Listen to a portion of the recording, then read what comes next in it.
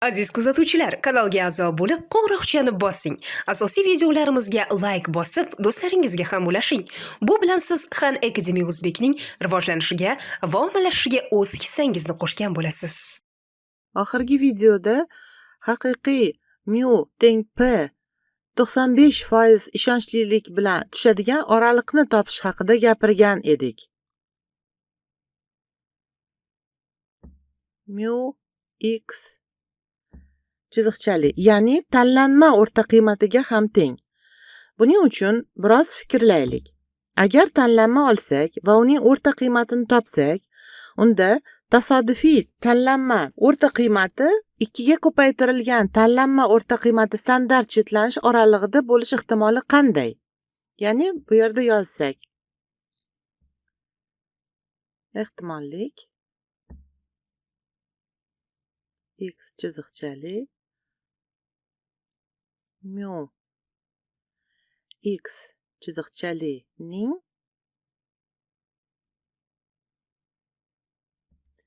2 ga ko'paytirilgan sigma x chiziqchali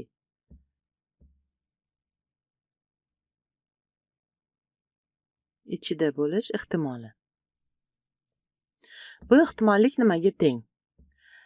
Taqsimotga nazar tashlasak. Bu bizning taqsimotimiz. Mana bu tanlanma o'rta qiymati.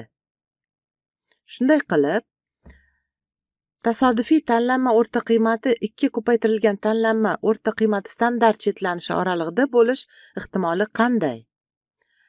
Tasodifiy tanlanma bu taqsimotdan olingan tanlanma. Bu tanlanma o'rta qiymatidan olingan tanlanma, taqsimotidan olingan tanlanma. Demak, bu bir tomonga standart chetlanish, mana bu tomonga. Bu boshqa tomonga standart chetlanish. Umuman aytganda, yodingizda bo'lsa, agar normal taqsimot bo'lsa, 2 ga ko'paytirilgan standart chetlanish oralig'idan tanlanma olish ehtimoli 95% ga teng edi. Aniqrog'i 95,4% ni tashkil qiladi. Lekin taxminan 95% desangiz bo'ladi. Xohlasak, aniq teng 95,4% ga teng desak bo'ladi. Ammo umumiy holda ikkalovini barobar deb hisoblashadi. Ushbu ehtimollik quyidagi ehtimollik bilan bir xil narsa. Ehtimollik mu x chiziqchali ning 2 ga ko'paytirilgan sigma x chiziqchali ichida bo'lish ehtimolligi bilan bir xil narsa. Demak, bu ham teng 95,4% ga. Bu tanlanma taqsimoti o'rta qiymati, tanlanma taqsimoti standart chetlanishi ikkilangan ichida bo'lish ehtimolligidir. Bular bir narsani ikki xil ifodasidir. Endi bilamizki, bosh to'plam o'rta qiymati mu x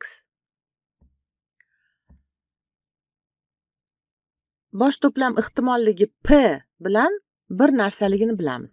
Ya'ni birni tanlaydigan odamlar nisbatiga teng. Demak, bu yerda mu x ni o'chirib p ga almashtirsak bo'ladi. Shunday qilib, p ning tanlama taqsimoti o'rta qiymati, tanlama taqsimoti standart chetlanishi ikkilangani ichida bo'lish ehtimolligi 95% undan 4 ni tashkil qiladi. Endi biz bu son sigma, ushbu son sigma x chiziqchali nimaga tengligini bilmaymiz. Lekin uni baholagandik. Esingizda bo'lsa, uning eng yaxshi bahosi bu bosh to'plam standart chetlanishi taqsim 10 edi. Biz teng 0,150 ni 10 ga bo'lib, tanlanma o'rta qiymat standart chetlanishini eng yaxshi bahosi 0,105 ligini topgandik. Endi ushbu ehtimollikni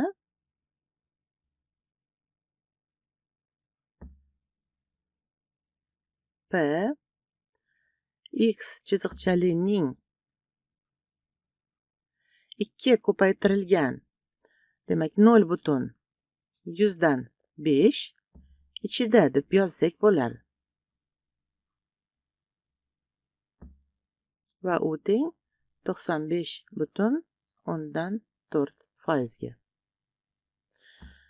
Shunday qilib,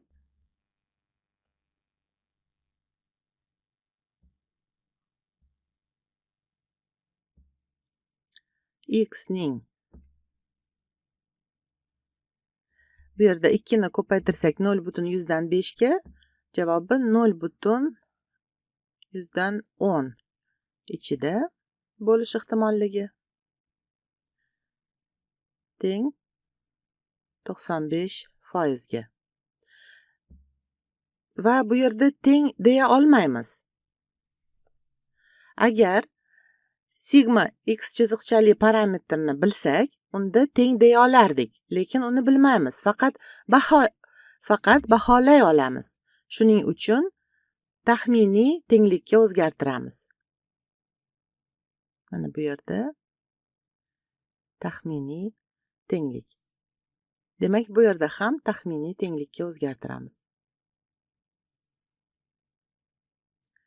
Ya'ni 95% ishonch bilan ushbu bahoni ishlatmoqchimiz. Yoki aytishimiz mumkinki, P 0,143 plus minus 0,110 yoki 10 ichida bo'lish ehtimolligi taxminan 95% ga teng ekan. Demak, ishonchlilik oralig'ini topdik. 95% ishonchlilik oralig'i bu sal pastroqqa tushsak,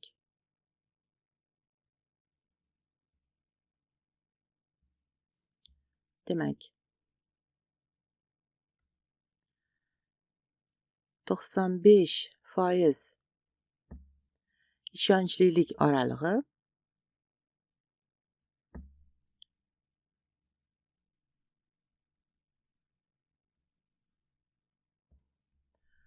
oraliq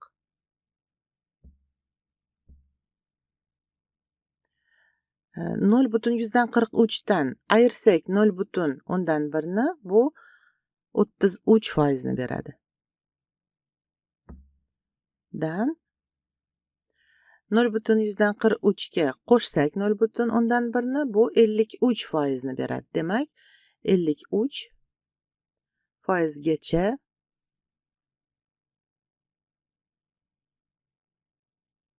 ekan. Demak, 95% ishonch bilan ayta olamizki, bosh to'plam ehtimolligi 33% dan 53% gacha oraliqqa tushar ekan. P shu oraliqda. Yoki boshqacha aytganda, so'rovnoma o'tkazganimizda unda 43% odam B nomzodga ovoz berar ekan.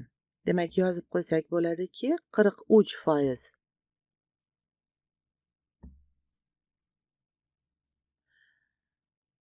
odam B nomzodga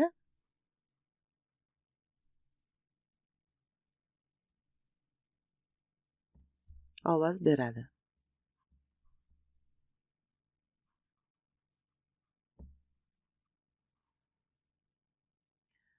Qolgani 57% esa A nomzodga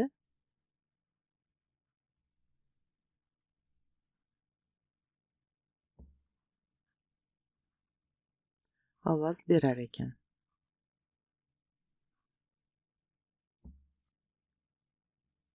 Mana shuni aniqladik. Keyin xatolik chegarasini topdik. Har qanday so'rovnoma o'tkazilganda shunday xato chegarasi topiladi. Xato chegarasi.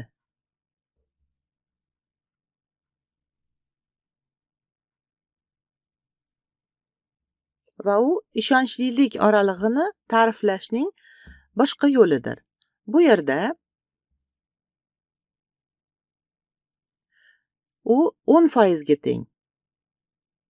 Ushbu 10% ga teng. Demak, xato chegarasi bu 10%. Bu bildiradiki, 43% dan 10% ni ayirsangiz yoki qo'shsangiz, 95% ishonchlilik oralig'ini topasiz. Demak, 100 tadan 43% odam B nomzodga ovoz berishgan bo'lsa ham, unda g'alaba qozonishga hali ham imkon bor. Agar 100 ta o'rniga 1000 ta odamdan so'rovnoma olsangiz, xatoyingiz kichrayib boradi va saylovda aniqroq kim g'alaba qozonishini ayta olasiz.